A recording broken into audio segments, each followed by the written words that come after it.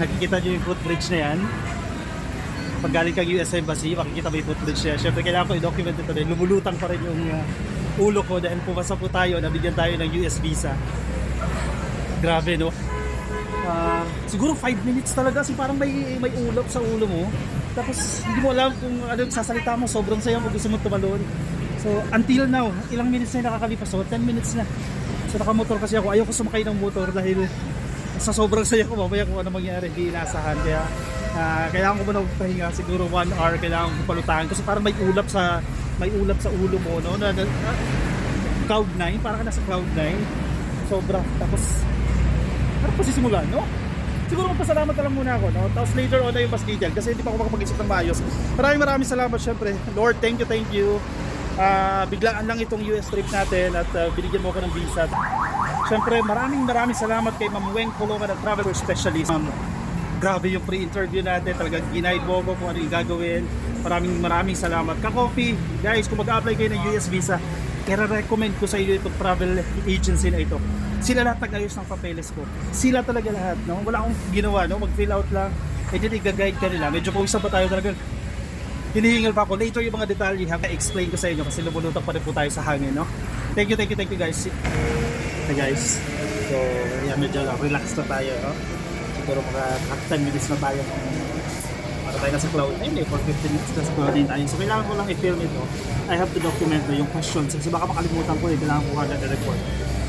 So yung interview ng visa officer, puti yung nag-interview, ha, puti na lalaki, tapos medyo slang pa siya, no? As ito, hindi siya humility na, medyo masungit siya, no? Pero ibang counter, kasi maraming counter yan, eh. Yung ibang counter, medyo smiling face pa siya, di ba? Yung isa ka may translator pa. So anyway, dun sa kwento ko sa akin. So yung first question is, ano yung bibisitahin mo sa Amerika? Yung tanong eh. Siyempre, ready na tayo niyan. Siyempre sabi ko, punta ako California. English ko para magkwento ko lang na maayos. No? Punta ako ng California, hindi punta ako ng Nevada. So, what do you do? Sabi niya, of course, so, syempre, ready din tayo dyan. Pinagandaan natin yan. You know? So, sabi ko, I'm a TV host. Oh, that's TV host na. So, I have a show at the People's Television Network. It's a government network, etc. And I have a regular podcast, yung Salamat PBB Podcast. We feature the accomplishments of the president. Sabi niya, oh, wow! Sabi niya, oh, wow! Tapos, tinignan niya yung password ko. Swerte naman, medyo marami tayong travel. No? Sabi niya, it seems you traveled a lot. Sabi niya, yes, because it's the nature of my job since I work in a media organization, so we travel a lot. Mga ganun-ganun na lang siya. Are you traveling alone? Sabi ko, yes. Tapos paulit-ulit siya doon. Do you have relatives in the US? And then may bibisitahin ka ba sa US? Etc. Parang 3 beses siyang minulit yun eh. Tapos ito na yung last question. Sobrang higpit. Actually, pinaka-tricky question ito. Sabi niya, are you filming or are you going to do content in the US? Diba? Hindi ko sinagot directly. Yung mali ko, hindi ko sinagot directly. Sabi ko, this is for leisure purposes. This is for tourism. Solely for tourism. Sabi niya, it did not directly answer my question. Diba? Do I take it as a yes or a no? Sabi niya, sungit eh. Sabi ko, okay. So no, I will not produce videos or content in the US. Type siyang ganun. May napanood akong vlogger, sabi niya, pag type eh, medyo negative ko. Yun, syempre kinakabahan ako. Ano yung tinatype niya? Tapos sabi niya, this is approved. Wait for a week. Parang gano'n. So, grabe. Yung sinabi niya ma-approve. So, parang nagulutang na tayo. Actually, wala kasing cellphone sa loob. So, hindi ko masyadong na-document. No? Paglabas lang doon ko na-document. So, parang lumulutang talaga. Alam niyo yung feeling na yun. Parang 15 minutes kang lumulutang down. Na kailangan kong magkape. Sa labas kasi ng embassy, may mga nagtitinda ng kape. Bumili ako ng coffee stick.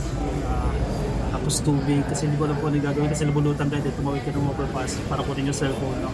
Yun yung na-document ko yung first part kanina. No? Kung ano yung nangyari. So, yun lang. Sobrang ikli niya lang. Siguro wala pang 1 minute yung interview. Unfortunately, yung mga katabi natin, syempre hindi nagka-qualify. Yung mga pamilya na hindi nagka-qualify. Pero sabi ko nga kung kaloob ng Diyos siya, ibibigay sa atin. Kung hindi siya ibibigay sa atin. So, again, welcome to the US siguro tayo. Welcome to the US. Hopefully this November, no? Makapunta tayo dyan sa California and dyan sa Nevada. So kung may mga nanonood sa atin sa California at sa Nevada, no? PM nyo lang ako. Malay mo magkita tayo, no? Hopefully, di ba magkita tayo, no? Anyway, syempre malaki po yung aking pasasalamat. Kanina nasabi ko na rin ito pero hindi masyadong malinaw. Sobrang pasalamat ako kay Lord dahil binigay niya po ito sa akin. Pero actually hindi ako nag-request na i-grant eh. Sabi ko ano yung plano. kung ibibigay ito sa akin, para sa akin to. Kung hindi, baka may ibang purpose, redirection lang.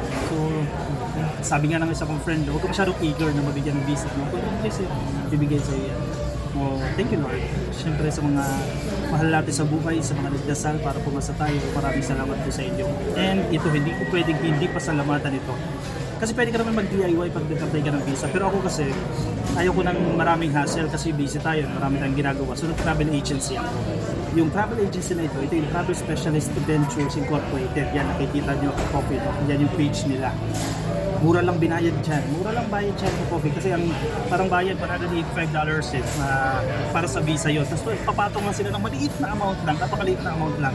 Tapos sila na lahat mag-ayos. Mag-fill out ka ng form, lahat sila na yan. And feeling ko ang isa sa nakatulong sa akin yung pre-interview. So bago ko sumalang sa embassy, si Ma'am Wen mismo, yung may-ari mismo ng travel agency na yan, ang nag-pre-interview sa akin. So parang, ito yung mga questions, ito yung possible questions, ito yung possible responses mo, etc.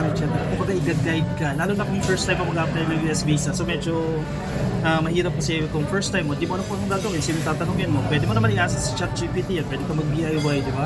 Pwede mo i-google yan, pero mas maganda yung may kausap kang tao di ba? Kaya itong agency na to, yung tumulong talaga sa akin, dyan lang sa Quezon City yung opisina nila. Di ko naman sinasabi na huwag na kayo mag-DIY, pero kung gusto nyo less hassle, napakaliit lang na dinadagdag nila, kumbaga parang processing fee yan.